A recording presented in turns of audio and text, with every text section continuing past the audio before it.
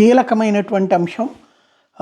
ఏదైతే మొన్నటి ఎలక్షన్లో 3,500 ఖర్చు పెట్టారంటూ దానికి ఏది లెక్కర కుంభకోణంలో డబ్బులు తీసుకొచ్చి అది 3,500 కోట్లు ఖర్చు పెట్టేశారన్న దాని మీదన ఇప్పుడు జడ శ్రావణ్ కుమార్ వేసినటువంటి పిటిషన్, అంటే జడ శ్రావణ్ కుమార్ వాదించినటువంటి అంశమే కీలకం. ఆ నిధులు ఎక్కడికి వెళ్ళినాయి?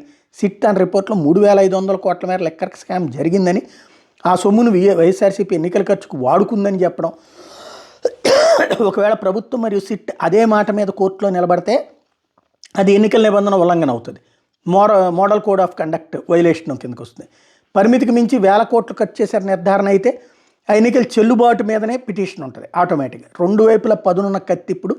ప్రభుత్వం ఇప్పుడు వింత పరిస్థితి. లిక్కర్ స్కామ్ నిరూపించాలంటే ఆ 1,000 కోట్ల ఎన్నికల్లో వాడారని ఒప్పుకోవాలి. అప్పుడు ఎన్నికల రద్దు లేదా నాయకుల మీద అనర్హత వేటు పడే ప్రమాదానికి సంబంధించి ఉంటుంది.